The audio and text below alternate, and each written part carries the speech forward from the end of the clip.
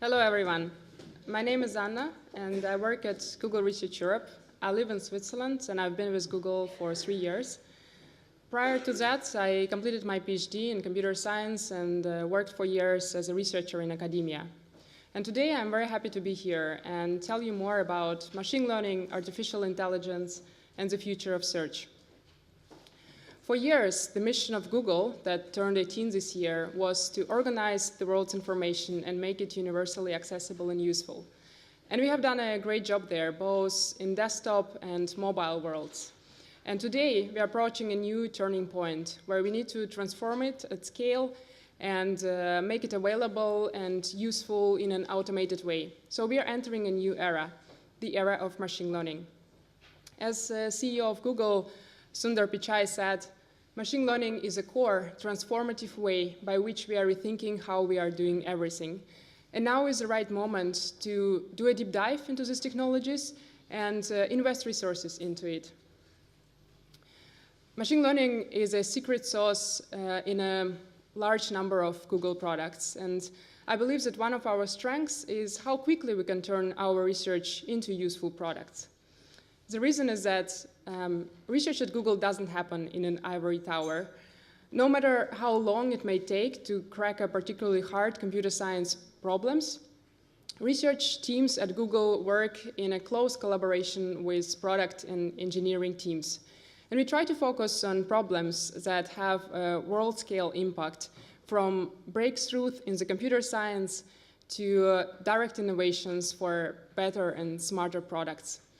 As an example, our research teams have collaborated with product teams that have a large amount of users. For example, Gmail, Search, Chrome, YouTube, Play, Maps, all of these products have more than 1 billion of users. And that means that our research projects have an ability to impact lives of huge amounts of people all around the world. Google is a great place to do research. We are a company where we are culturally aware, and I would even say at a visceral level, that our very survival depends on our ability to innovate. Innovation is truly in our DNA, and our research arm is a keystone in this innovation strategy. This is why we have recently announced that we formed a group called Google Research Europe that is conducting research on 3 main areas: natural language processing, machine perception, and machine learning. Google Research Europe will be collaborating with the computer science research coming out of Europe, and we are looking very much forward to partnering with the top universities in Europe that are also performing research around those areas. Google has been always committed to investing into Europe. Zurich office, this is where I'm based, is already the largest engineering office outside of the US. And we're absolutely committed to increasing to a critical mass the level of Europe-based know-how and talent around machine learning. And of course, we're super excited to developing some of the Europe-made products and technologies for everyone in the world. And we also, as a research team, we are very much willing to collaborate with external researchers. Google has already been doing this by publishing openly our research results, presenting it at the conferences, and directly supporting some of the external research projects. But we would like to impact the research community at scale so that the whole field can advance faster. And this is why 1 year ago, we have open-sourced our machine learning platform, TensorFlow, and made it available for everyone. On our side, we also continue working on this platform, and we are trying to make it faster and easier and better to use. And I can say, as I spent years doing research myself, that I see this as a very, very important step in the way we are doing research. Previously, the main way how researchers could communicate their research results was to publish a paper in a journal or present it at the conference. But right now, using TensorFlow, Researchers are able to connect with each other and collaborate via working code using the common data sets. So I'm really excited to see what's going to happen next. And now I would like to teach you machine learning in just 5 minutes. First, I would like to explain you what I mean when I say machine learning and artificial intelligence. Artificial intelligence is a science of making things smart. And a key here is machine learning, which means teaching a machine to recognize patterns by example rather than programming it with specific rules.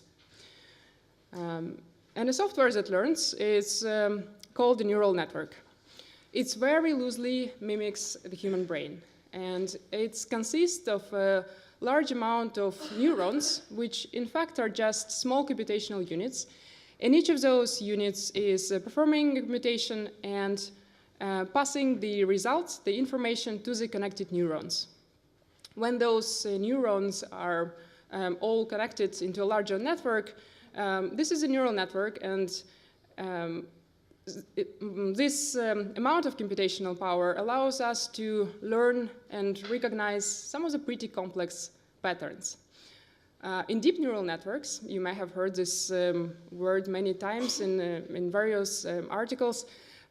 These neural nets are arranged in layers, and each of those layers is learning the patterns from the layer below. So it learns patterns of patterns of patterns.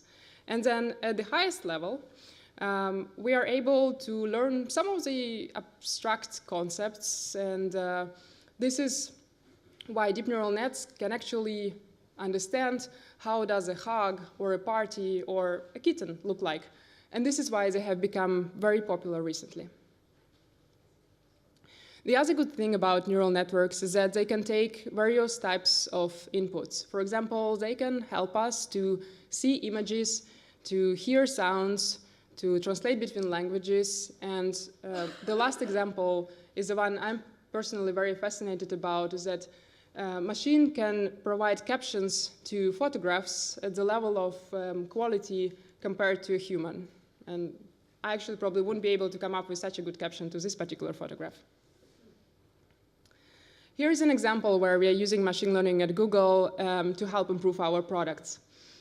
Here a smartphone is looking at the image, which is an exit sign in a foreign language, and translates the meaning of the words into another language. This is a feature in Google Translate, powered by machine translation. I find this example and this app personally very useful. I was born in Russia and I now live in Switzerland. I do speak both German and Swiss German, but my mom doesn't. And when she visits me in Zurich, now with the help of this application, she can actually navigate through the city herself. She can finally understand what she's ordering in a restaurant or a cafe. And this makes her life much easier and more relaxed, and it makes my life also more relaxed because I don't have to worry about her while I'm at work and she's on her own in the city. Here is another example. The world has become increasingly mobile, and in 2015 the number of searches on mobile and tablet have exceeded the number of searches on desktop. And one example where mobile environments really changed our world is that people are preferring to respond to their emails while they're on the go. And sometimes it is just complicated to type the response on your mobile. So we have trained a system that suggests responses to your incoming mail. And right now, this feature, Smart Reply in Inbox, is powering 10% of all responses that are sent from mobile by our users. And then very recently we launched Allo, which is our messaging app, and it helps to make conversations more productive, more expressive, more interesting, and you can get your answers, find the information that you're looking for, and get your things done without leaving the conversation. One more example where we also using machine learning, that's a Google Photos app. It was launched last summer, and there we have our latest image recognition system implemented in it. And one particular feature in this app is search by a word. So you can search for anything from hugs to dogs and glaciers, and the app would retrieve the information, the images with that type of the content. You may also find it very useful if, let's say, you're writing an article that you have in mind some photos that would fit the narrative pretty well, but you have taken this photograph maybe 2 years ago. And one option for you is just to start browsing through thousands of photos that you have taken in the past years, or you can just search within this app for Eiffel Tower or mountains or food, and it will show you the images with that content, and you can find the photographs that you had in mind within just a few seconds. Speech is also another type of input that we have seen a large increase in the last years. And right now, the speech recognition performance is really high. So the speech recognition word error rate is less than 8%. The word error rate here means that this is how we are measuring the performance of the speech recognition in correctly understanding what you have said across various languages and various accents. And right now also a lot of users, they prefer to speak their queries rather than type them on the mobile keyboards. And sometimes it is just the only input available for a particular product. So now I think is the time to answer the main question: what is the future of search? And the answer is build the ultimate assistant. The ultimate assistant should understand the world, of course, in general, as a classic search does, but it also should understand your world, and particularly you as a person. It should also understand the context and being able to navigate within this context. It should be there wherever you are and whenever you need it. And like a human assistant would do, it should also help you get things done. So in other words, the ultimate assistant is a conversation between you and Google, helping you get things done in your world. And the ultimate assistant has a lot of various features, and one which I'm sure you will agree is very important is connecting with the outside world while you're doing your daily routine. For example, taking a shower, driving to work, or cooking in the kitchen. And the assistant should be able to help you when you're asking what's the news, and it should be able to provide you the latest updates. And right now, more than 30 news outlets have already implemented the news feature within the assistant. For example, our Google Home or Google Pixel users in the US can just ask what's new in politics, and they will get as an answer the latest headlines from the Washington Post. So to summarize in one sentence what is the future of search, it is an ultimate conversational assistant that helps you with your daily life so you can focus on the things that matter. And right now, I would like to demonstrate you some of the features of the assistant.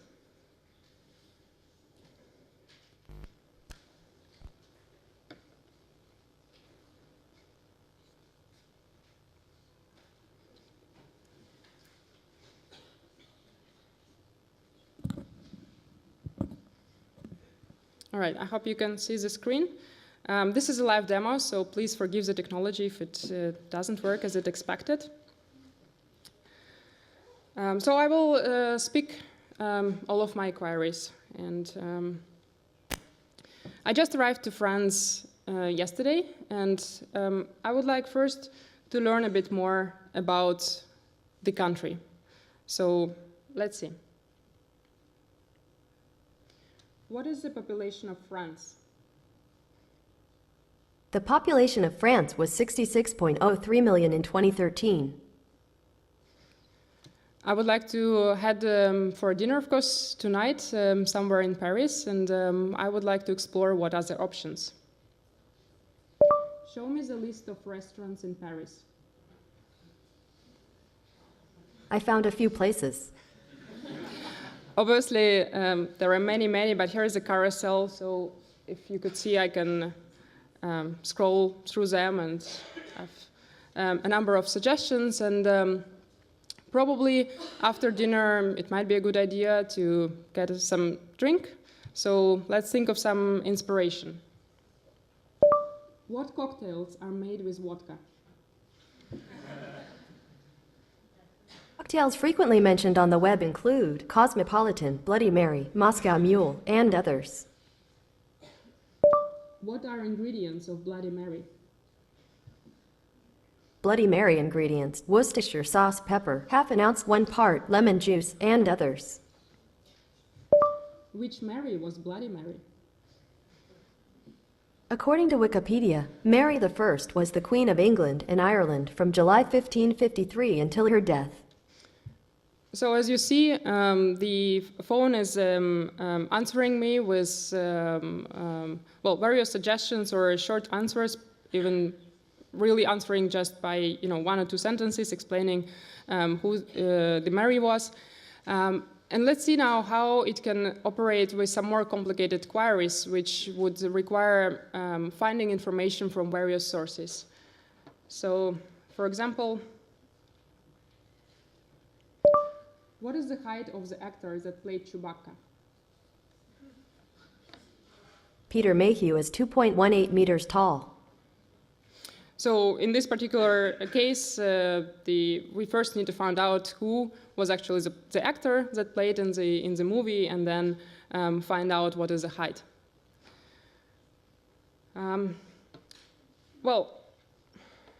It felt not too cold outside, but I want to double check how much colder or warmer it is here compared to Zurich. What is the weather in Paris? It's 7 degrees Celsius and sunny there. Today, it'll be sunny, with a forecasted high of 7 and a low of -1. Okay, today the forecast looks pretty good, and unfortunately when I was packing yesterday, I forgot my umbrella at home. And I'm not sure if I have to buy one tonight, because I'm staying in Paris also for a couple of days, or maybe I can get away without it. Do I need an umbrella tomorrow? No, rain is not expected tomorrow in Paris. The forecast is 5 degrees Celsius and sunny. Okay, very good news. And as you see, I'm asking here the questions that I would ask probably to some of my friends or colleagues. It's not really the way we would ask the search engine maybe 15 years ago, where you would really just have to request for the forecast for tomorrow and state explicitly where it is. Right now I'm just asking about an umbrella, but the system can understand that what I'm mainly interested in is whether it's going to be rainy, and I don't have to repeat do I need an umbrella tomorrow in Paris, because it knows that I'm staying in the context. As I said, the assistant is also personal, so it should be able to answer me some questions about my world, not just Paris or cocktails or anything. So one other example is to look at my schedule. When is my next meeting with Mike? You have a calendar entry tomorrow at 2:30 p.m. The title is Mike and Anna Chat in Paris. Okay, so it's also able to really answer personal questions about my agenda. As I mentioned, the example about the news and kind of staying up to date with the latest information, I can also ask the system the following. Play the BBC News. Here's a result from the web. Oh. One more time. Play the BBC News. Better. Here's the latest news.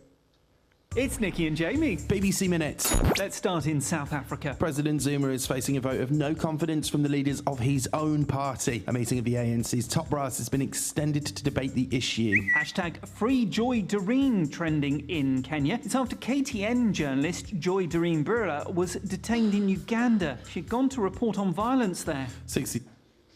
I will stop here the podcast, but it's just playing the latest podcast from BBC, and again, it's just giving me a summary of what is going on in the world or in the news stations that I'm interested in.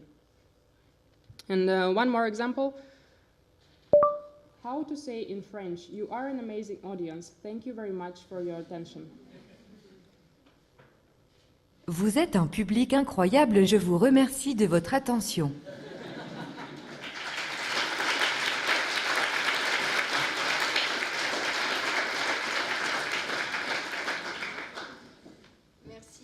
Merci beaucoup. Une question peut-être, avant qu'on passe à la suite? Vous êtes bluffés?